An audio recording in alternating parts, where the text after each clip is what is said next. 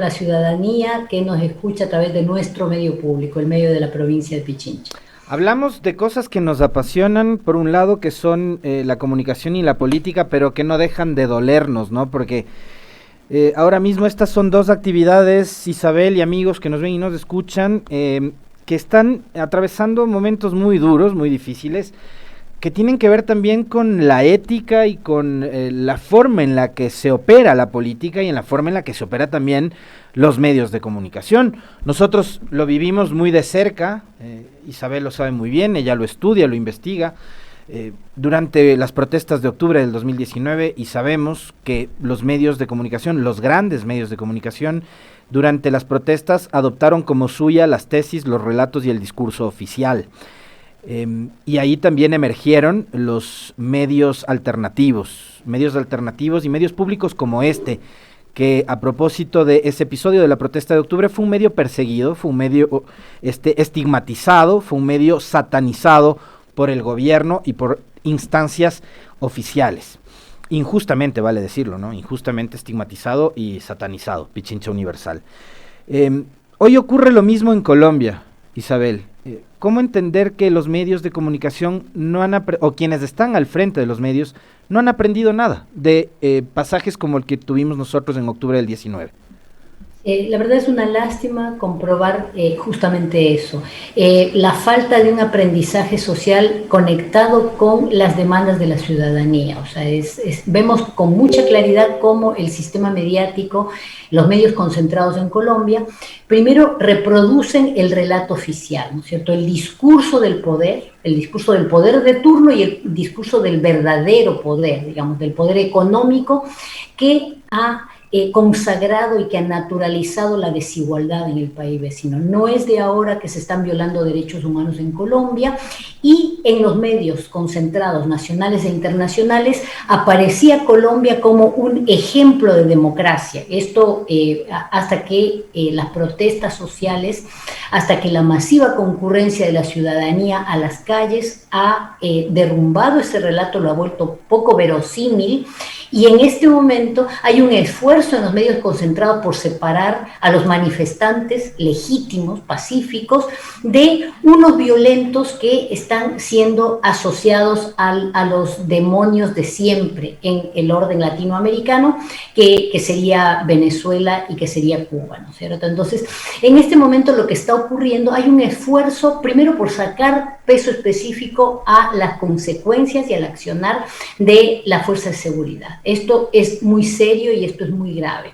Se atribuye esta acción sistemática de la fuerza de seguridad, se atribuye a errores, a excesos y a individuos, en realidad. Esto es lo que ocurre, y por el otro lado se trata de identificar a los violentos, que no sería la ciudadanía, con estas fuerzas oscuras y extrañas a los que siempre se utilizan para deslegitimar cualquier posición progresista en el continente. Este relato ha sido socavado, precisamente como lo decías hace un ratito, por los medios alternativos, por algunas filmaciones y por algunas presentaciones en medios en internet, en redes sociales, en donde está claramente evidenciado qué es lo que está pasando. Por desgracia, no tienen la fuerza, no tienen la contundencia, no tienen la legitimidad de los medios tradicionales, y esto es muy preocupante. Es decir, el sistema mediático concentrado, los grandes medios de comunicación están actuando al unísono y en convergencia con las políticas que históricamente han perjudicado a las mayorías en Colombia. Esto hay que decirlo con toda claridad, los medios al servicio del poder, y no desde ahora.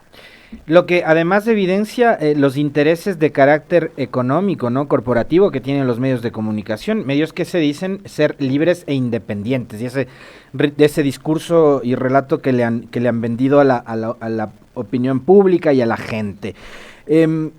Pero son ellos quienes además critican el periodismo militante, Isabel, ese periodismo que, digamos, plenamente y de forma muy sincera le dice a su audiencia, les dice a sus lectores, ojo, ¿no?, que mi inclinación política y mi línea editorial es esta y está marcada, pero son estos medios, ¿no? Estos que controlan además las grandes antenas, los grandes transmisores, son los que invaden las redes sociales, los que se dicen ser los representantes del periodismo libre e independiente. ¿Cómo queda ahí el periodismo finalmente, el oficio? Es muy triste que justamente que tenga tanto éxito esta leyenda de que se trata de periodismo libre e independiente. Hubo un esfuerzo, yo lo he contado varias veces, al final de la Segunda Guerra Mundial, desde los Estados Unidos, desde el Departamento de Estado de los Estados Unidos con los dueños de medios estadounidenses, precisamente para instalar una imagen del periodismo, de sus imperativos y de su rol en la sociedad en América Latina y en Europa. El que sería, que está resumido, digamos, en una suerte de exportación de los lineamientos de la primera enmienda de la Constitución estadounidense, en donde, si bien se habla de la libre circulación de la información, se desconocen las desigualdades estructurales que nos separan, digamos, que separan las élites del resto de la población, que separan las élites de las grandes mayorías. Entonces, se trata de un periodismo convergente con los grandes intereses, en donde opera esto que un jurista estadounidense llama la censura empresarial, es decir, censura producida por dos vías. Primero, por la elusión de temas, por la elusión de fuentes, y por otro lado, digamos, la instalación de un tipo de fuente convergente con el interés de turno, por la vía de la despersonalización, es decir, siempre, sí, ustedes fíjense el relato de los medios colombianos, todo el tiempo las personas fallecidas son presentadas, digamos, sin responsabilidad de quién las ejecuta, de quién dispara, de quién toma las armas, de quién... Son fallecidas, Isabel, no son asesinadas. Son fallecidas. No, se mueren. Son muertos. Exacto, no son personas asesinadas. En su cama de una enfermedad, o sea, esto es una cosa muy seria y muy grave, es decir, se diluye la responsabilidad, se instala un tipo de fuente en particular y se eluden otro tipo de fuentes y se eluden los temas de fondo. Estas son las operaciones, ¿sí?, que integran este gran operativo de prensa que no es solamente nacional, es regional y es global, y que está empezando a desmoronarse a partir de las presentaciones en las redes sociales y a partir de la acción de ciertos medios internacionales en donde todavía existe esta ética periodística, este amor por el oficio, esta respuesta a necesidades y demandas de información y de comunicación. Entonces, no creo que les esté resultando muy fácil, por más que en primera instancia hayan tenido mucho éxito, este relato estrictamente apegado a la versión oficial que justamente que habla de los vándalos enfrentados valientemente por, digamos, policías y militares armados hasta los dientes. A ver, ahora hablemos un poco sobre la cobertura del hecho. Los medios colombianos no escatimaron esfuerzos, Isabel, para cubrir el dichoso concierto que armaron en la frontera con Venezuela, en donde estaban pues muy prolijos, muy voluntariosos de ellos, muy solidarios, ¿no? Muy solidarios, Miguel Bosé, respiracionista europeo, que se niega a usar la mascarilla y que niega la existencia del virus, y otros tantos... cantantes y artistas, pero los medios ahí montaron una cobertura enorme, ¿no? Con satélites, con transmisión en vivo no solamente por sus señales de televisión abierta, sino también a través de sus plataformas informáticas, pero ahora no transmiten nada. Uno quiere ver lo que está pasando en Colombia y resulta que no, que hay que estar buscando en Facebook o en YouTube algún buen ser humano que transmita desde su celular lo que pasa en las calles. ¿Por qué se callan en estos momentos? Bueno, los medios tienen dos, el poder de los medios se ejerce por dos vías, ¿no es cierto? Ellos tienen el poder de decir y de construir, digamos, un relato alrededor de un hecho, un acontecimiento, pero también tienen el poder de callar. Y eso es lo que están haciendo de manera concertada, en una acción prácticamente colusoria en contra del pueblo, Porque evidentemente hay cuestiones obvias. Si desde las Naciones Unidas, si desde la Unión Europea, si desde, esto no será un concierto, pero sí existe una pluralidad de voces de defensores de derechos humanos, de universidades, no solamente de Colombia, de distintos lugares de la sociedad civil. Estas voces no están siendo reflejadas y eso impide no solamente a la ciudadanía colombiana, sino al mundo entero, conocer justamente qué es lo que está pasando, más allá o más acá de que los medios decidan o no presentar las crudas imágenes de la represión. Esta sería su obligación y tampoco la están cumpliendo. Pero supongamos que por respeto a las víctimas, supongamos que por no transmitir imágenes crudas, las cruentas, el cuento relato de la represión no se presente. Pero hay, digamos, voceros muy serios, hay una institucionalidad muy legítima a nivel global que está justamente protestando en contra, que está tratando de evidenciar lo que ocurre en Colombia y eso tampoco se refleja. Quiere decir que hay una cobertura parcializada, una negativización per se de la protesta social y ahora el esfuerzo por separar a quienes habrían salido a las calles espontáneamente. Hay que analizar este relato porque la acción política precisamente por ser política, no es espontánea, tiene tanto de espontaneidad como de organización, de planificación, y esto no tiene nada de malo, pero lo están satanizando, es decir, al esfuerzo de la sociedad civil organizada, al esfuerzo de los movimientos sociales, al esfuerzo de los colectivos ciudadanos por presentar al mundo lo que está ocurriendo en Colombia, las gravísimas violaciones a los derechos humanos, el sistema mediático responde siempre de la misma manera. Recordemos, por ejemplo, que ante el plan sistemático de exterminio de la población civil que ocurrió en Argentina durante la dictadura militar, los medios concentrados guardaron silencio y convalidaron el relato oficial. Esto es lo que están haciendo ni más ni menos los medios en Colombia, es decir, ignorando la grave violación a los derechos humanos y posicionando un relato que tiene que ver con intereses concentrados que los medios defienden. Es verdaderamente lastimoso ver sucumbir el oficio periodístico, el amor por la información y sobre todo las demandas de comunicación de la ciudadanía frente a intereses que son intereses muy claros, que son intereses económicos y que son intereses geopolíticos que perjudican al pueblo de América Latina. Ahora, a mí lo que me preocupa de aquello, y esto último que relata Isabel, es que parecería que existe únicamente lo que está en los medios, ¿no? Que hay hechos que existen únicamente si están en las noticias o en las pantallas de televisión o en las portadas de los periódicos o sobre las cosas que se relatan en los noticieros de radio y que lo demás simplemente no existe. A mí me preocupa eso, esa realidad que te van generando los medios de comunicación, ¿no? Como aquel que mientras los ecuatorianos estábamos en las calles en octubre del 19, pasaban Bob Esponja.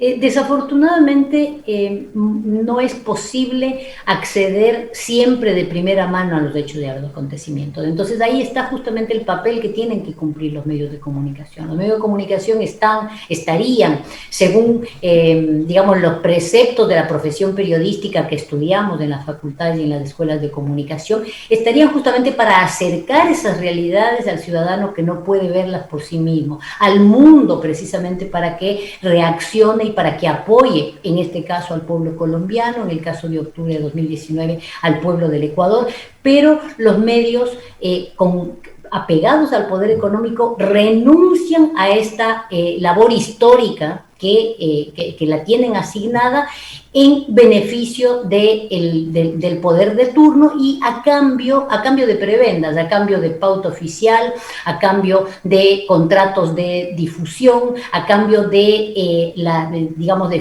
erigir figuras que luego se irán a convertir en figuras relevantes en el marco del poder político. Yo quiero, por ejemplo, referirme a los editoriales de la directora de la revista Semana.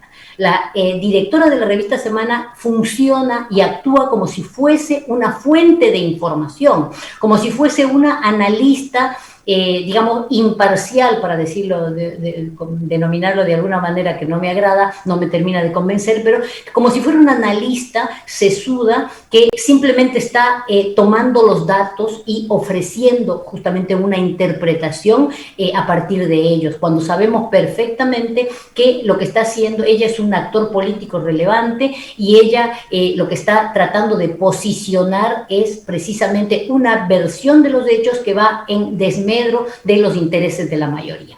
Esto es presentado con toda pompa y espectáculo. No es presentado como el editorial de la directora de un medio de comunicación, sino como un análisis que luego es reproducido en las múltiples pantallas. Aquí tenemos la consecuencia de la concentración en la propiedad de los medios de comunicación.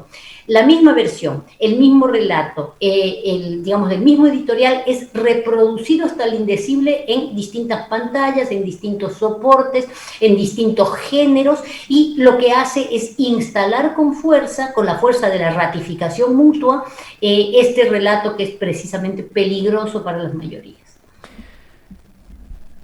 Isabel, otra cosa que a mí, digamos, yo lo comenté, sé que Isabel siempre está escuchando Pichincha Universal, ella es una seguidora de esta estación, yo saco pecho de eso, por cierto, pero... Yo saco pecho de eso, del trabajo periodístico que ustedes hacen. Gracias, Isabel. En el comentario yo mencionaba este episodio vergonzoso, ¿no? Y que mira, también lo comentábamos con Antonio Navarro Wolf. Estas declaraciones de Lenín Moreno, que hace gala de su cinismo en foros internacionales, y esos foros son replicados por medios también, medios internacionales y grandes medios de comunicación. Entonces, que se repliquen las mentiras de gente como Moreno, de gente como Uribe, que finalmente lo que único que buscan es incendiar, caldear esos ánimos de pueblos que están obviamente desesperados porque no hay trabajo, porque no hay comida, porque quieren salida a todos los problemas.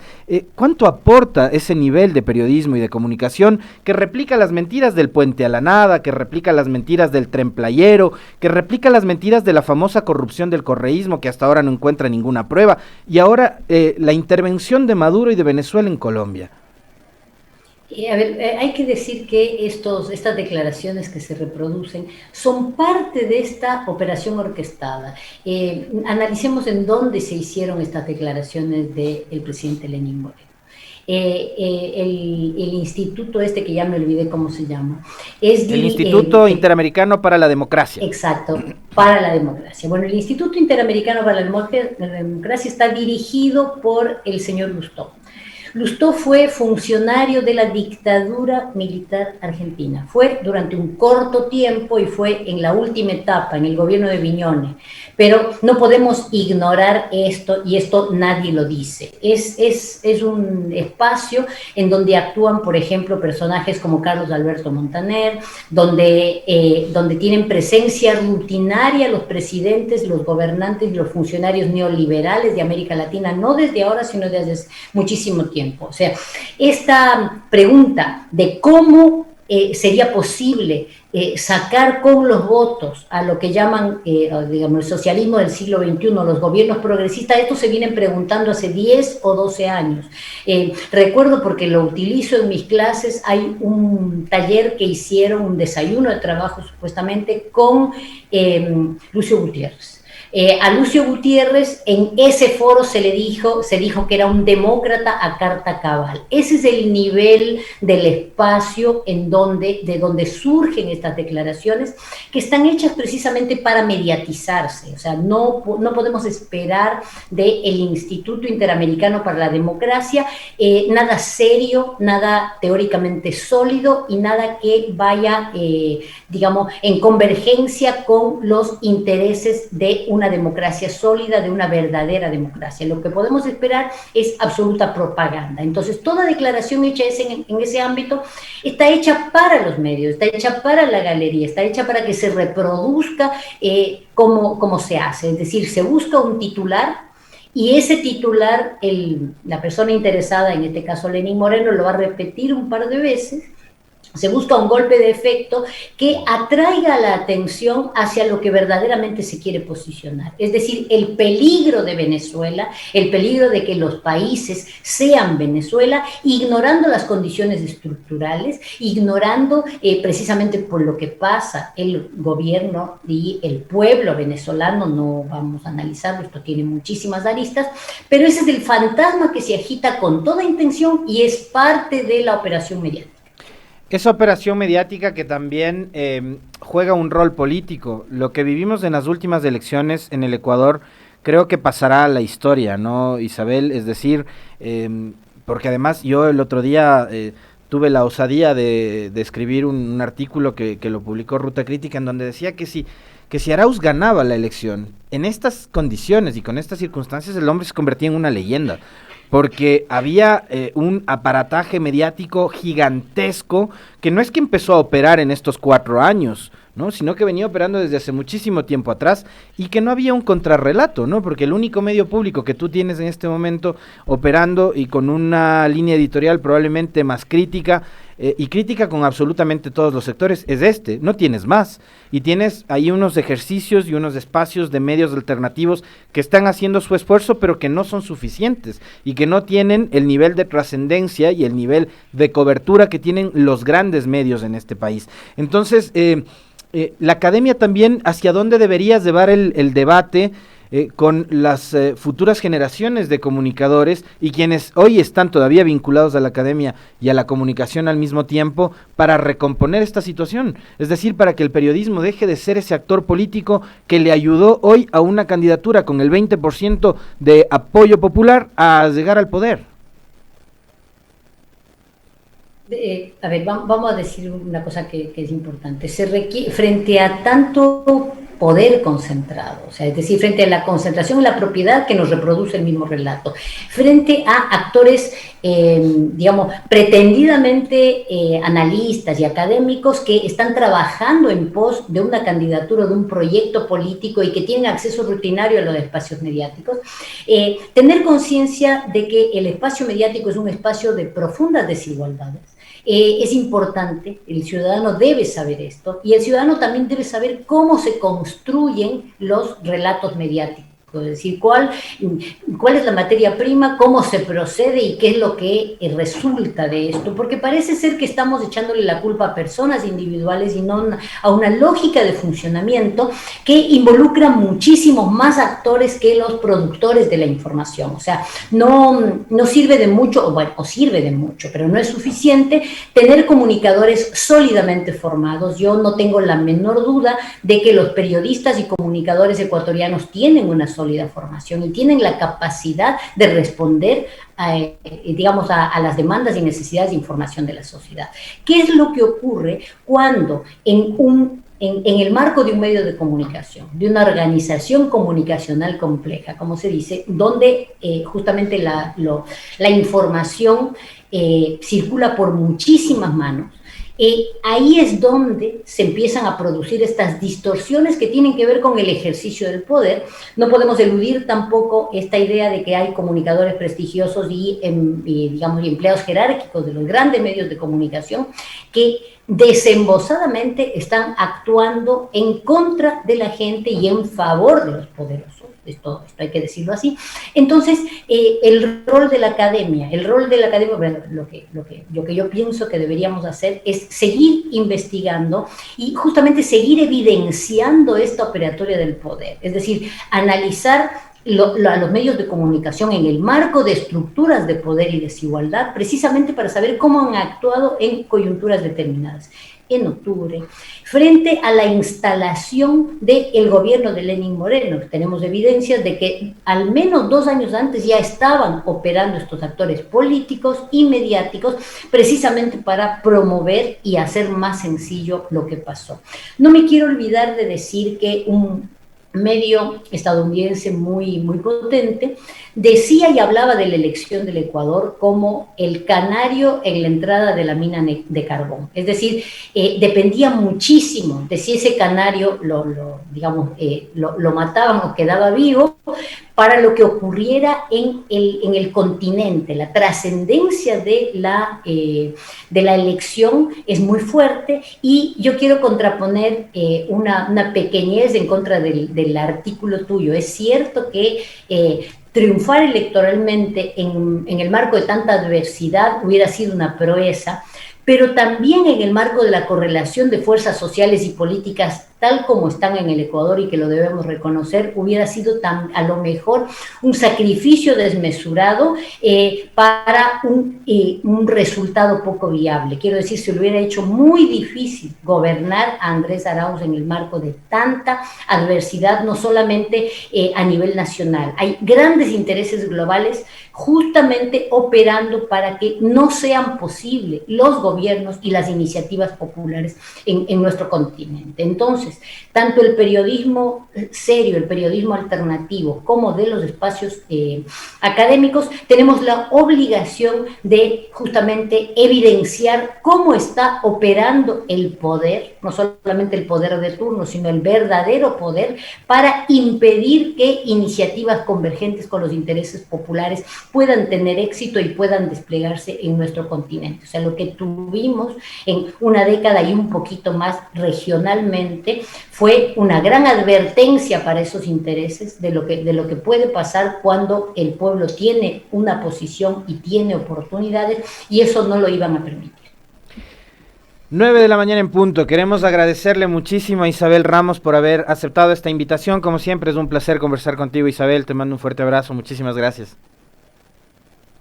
Muchísimas gracias a ustedes y un buen día, una buena jornada.